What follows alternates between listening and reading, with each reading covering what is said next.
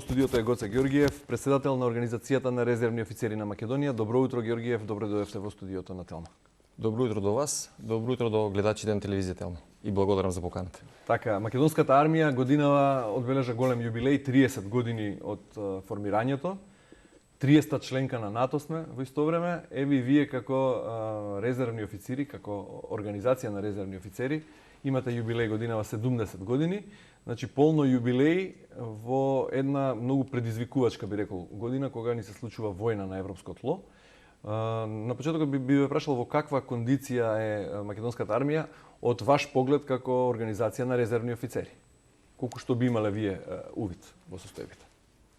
Искрено да ви кажам, македонската армија е во добра кондиција. Сведоци сме дека нашата армија постојано се обновува со материјално-технички средства. Го следиме трендот на земјите членки на НАТО. Исто така нашата армија е мала, но добро опремена. Сепак, се уште имаме простор за опремување на македонската армија. Се надевам дека во догледно време ќе одговориме на предизвиците кои го носи ова ново време. Кога станува збор за резервните офицери, вие сте резервен офицер, татко ми ќе споделаме на приватна работа информација, бил од школата за резервни офицери на тогашната ЈНА. Вие од која школа сте? Дали сте вие од школата на АРМ или вие сте од поранешната војска на заедничката држава која се распадна во 90-тите? Јас имав таа чест да бидам прва генерација школа за резервни офицери во македонската армија, формирана 1997 година. Морам да се вратам малку назад. Организацијата на резервни офицери е формирана далечната 1952 година во тогашната заедничка наша држава и од 1952 до ден денес, значи 70 години, како што рековте вие, славиме јубилеј и нема да бидем нескромен доколку кажам дека Организацијата на резервни офицери представува институција. Добро. Искрено мислам представува институција. Затоа добивте и плакета, впрочем од орден од председателот Пендаровски. Рековте добро опремена, меѓутоа сите анализи говорат дека ниту една армија не смее да се остави без оружје и без стратегија за одбрана. Такви се анализите и советите на стручњаците. Македонија ги подари тенковите на Украина, без при тоа да почека да набави нови. Рековте добро опремена, меѓутоа модернизацијата на армијата е секогаш предизвик. Господине Горна, сакам да ви кажам, иако ги ние подаривме тенковите Т-72 на Украина, сепак македонската армија е добро опремена, незината борбена готовност не е намалена, сепак треба да имаме во предвид дека ние сме сепак земја членка на НАТО, во тој колективен систем за безбедност НАТО, во тој НАТО чадорот. Мислам дека борбената способност на нашата армија не е намалена, напротив, уште повеќе се зголемува и благодарејќи на нашето членство на НАТО, сепак ние како држава можеме да бидеме спокојни. Да, но факт е дека на АРМ, тоа го признаваат и официјалните лица од армијата, дека и се неопходни современи оклопни транспортери, радари, транспортни возила, комуникацијска опрема, хеликоптери немаме доволно. Сепак ова прашање треба да биде насочено кон Министерството за одбрана, но моје лично мислење дека сепак нашата армија е добро опремена. Располагаме со борбени. За армијата е впрочем и прашањето за буџетот. Ние се уште не стасуваме до 2% од бруто домашниот производ за одбраната. И тоа е веројатно малку во услови кога стануваме свесни дека секоја земја во опкружувањето инвестира во одбраната, бидејќи живееме во едно несигурно и лошо време, би рекол. Да, но кога ќе видите во минатото, одвојувањето за армијата се движи околу 1,5, мислам дека сега е 1,7 и процентот расте. Сепак мора да имаме и нашата економија, односно нашето стопанство да може сето да го држи во чекор, односно да може да го издржи тој товар. Јас мислам дека процентот и натаму ќе расте и ќе успееме да ги стигнеме овие 2%. Рековте чадорот на НАТО и тоа е тоа што ја гарантира на нашата безбедност, меѓутоа членството во НАТО пак не ослободува од нашите домашни обврски. Бидејќи нели знаеме како функционира тој систем на одлуки во НАТО, тој синџир на одлуки, додека НАТО реши да интервенира во случај на напад, не дај Боже зборувам, ситуации, Македонија е мала територија, некоја друга странска поопремена војска може да за еден час да влезе, додека се собере НАТО во Брисел да реагира, може да биде доцна. Не, Прашањето е во каква состојба е, дали активниот состав, еве вие сте резервни офицери, и сега би прашал, бидејќи за опрема рековте дека сметате дека имаме доволно, колку активниот состав во македонската армија и колку вие како резервни офицери, како резервен состав, сте подготвени за брза мобилизација и за брзо да одговорите на некој евентуален предизвик? Согласно НАТО стандардите, не треба да има разлика помеѓу обуката на резервните офицери и на активните офицери. Ние тој тренд го следиме. Можам да ви кажам, да ви потврдам дека резервните офицери кои се наши членови се добро обучени, затоа и постои оваа организација, постојано присуствуваме на разни обуки кои ги организира Меѓусојузничката конфедерација на резервни офицери на земјите членки на НАТО, кој мора да напоменам и овде, како и во НАТО, имавме долго чекање. Бевме примени како асоциативна членка во 2005 година, за да станеме полноправна членка во 2021 година, 7 август претена година. Колку последен пат сте били на воена вежба? Искрено да ви кажам, последен класична воена вежба не сме били, но морам да ви кажам дека согласно годишната програма, односно ориентационата програма на Организацијата на резервни офицери 2021-2025 година и согласно статутот на организацијата, нашите членови редовно се обучуваат заедно со Министерството за одбрана и армијата. Значи секоја година имаме редовни подготвителни гаѓања со пушко митралес, подготвително гаѓање на реден број 1 со автоматска пушка М70АБ2, како и државен надпревар со пиштол.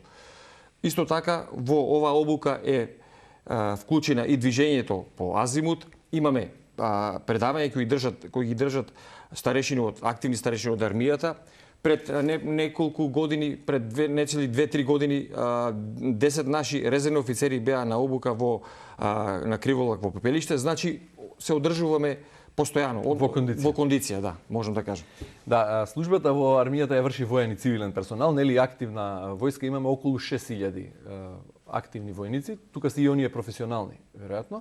Што е со резервниот состав? Колку Македонија е подготвена во случај на не дај Боже ситуација да мобилизира, како што се случи сега делумна мобилизација во Русија, 300.000 нели војници ги свика Путин и ги мобилизираше. Колку е капацитетот на македонскиот резервен состав? Претходно ме прашавте, не ви одговорив дали досега успеавме да одговориме некои предизвици. Јас можам да ви речам да, и ние како организација на резервни офицери и македонската армија успеа да одговори на многу предизвици. Овие предизвици беа 1991 година, 1999 година, за 1991 распадот на тогашната ни заедничка држава. На браникот на татковината и на граничната линија излегува резервниот состав, односно тогашната територијалната одбрана. Целиот офицерски кадар беше резервни офицери. Беа резервни офицери, наши членови. Заедно со територијалната одбрана и нашите членови беше воспоставена контрола на целата државна граница со преземањето на карулите од страна на тогашната југославска армија. Факт е дека направивме армија од ништо и држава од ништо. Тоа е непобитен факт. Исто така има 99-та година кога имавме интервенција на НАТО врз Сојузна република Југославија, кога на нашата територија пристигнаа огромен број бегалци. Верувате, сето тоа во добра координација со армијата, како и со резервниот состав, бидејќи армијата и резервниот и офицерскиот кадар во армијата не можат да одговорат на толков број бегалци кои имавме во тој момент. Исто така морам да напоменам 2001 година кога исто така имавме и многу наши раселени лица внатре во македонската држава. Да, имавме војна на територија. Имавме војна на нашата територија. Не треба да забораваме 2014-2015 година бегалската криза од Блискиот исток и од Азија. Искрено да ви кажам, македонската армија и македонските резервни офицери и македонските резервни сили завршија голема работа. Задачата, доколку ме питате, многу ме прашате за оценка, јас би рекол дека од 1 до 10 11. Да, и на крај не треба да го заборавиме и ангажманот на армијата во услови на пандемијата, на почетокот на пандемијата. Но добро, прашањето е сега во услови на не дај Боже ситуација, велам војна на територијата, колку би можеле да се мобилизираат од резервниот состав? Колку резервен состав располага македонската армија? Бидејќи сте вие резервен офицер, веројатно сте за тоа компетентни. Нема да дискутираме за бројките, значи можеме да одговориме на потребите на доколку има потреба државата од нас. Во изработка е концепт Министерството за одбрана заедно со Генерален штабот работат над концептот за резервни сили но верувам дека сме способни да одговориме многу брže, многу бргу. Добро, во резервен состав кој спаѓа се? Од која до која возраст, кои се старосните граници? До 55 годишна возраст. Морам да нагласам дека во организацијата на резервни офицери, бидејќи ние како организација од посебен интерес за одбраната сме споменати во членот 132 од Законот за одбрана, членуваат резервни офицери и кои ја надминуваат оваа старосна граница. Но знаете како ние резервните офицери велиме? Еднаш офицер, цел живот офицер, да. И секогаш началникот на генерал-штабот Васко Ѓурчиновски рече дека смета негово мислење дека треба да се врати задолжителниот воен рок, пошто државниот врв председател Пендаровски рече дека засега тоа не е опција и не се размислува за тоа. Што е вашиот став во однос на ова прашање? Не треба да враќањето на задолжителниот воен рок или општата воена обврска не треба да биде табу тема. Треба ние како општество да дискутираме и да разговараме на оваа тема. Сепак треба да ги согледаме и добрите страни и лошите страни, доколку прифатиме или не прифатиме. Во моментот ние како држава немаме задолжително служење на воен рок, односно доброволно служење на воен рок. Не е табу тема и во НАТО земји членки. Имаме во нашето обкружување Грција и Турција, кои се земји членки на НАТО, каде има општо служење на воен рок, односно задолжителна воена обврска. Ние како организација на резервни офицери ќе го следиме ставот на Министерството за одбрана и на Генерал-штабот. Доколку јавноста, засегната јавност, се отвори дискусија, ние сме спремни да учествуваме со наши предлози. Сепак морам да напоменам дека сепак треба да отвориме на широка дискусија. Така, се споменуваше задолжителен воен рок од 3 до 4 месеци и за жените доброволно, кој колку сака и колку може. Како што реков, сепак мораме да разговараме на оваа тема за да можеме да донесеме правилно решение. Не треба да ни биде табу тема, мораме да дискутираме за да ги донесеме високо решение. Господин Георгиев, ви благодарам за гостувањето во Телма. Ви посакувам многу вежби и успешни мисии, меѓутоа во мирнодопски и во убави услови.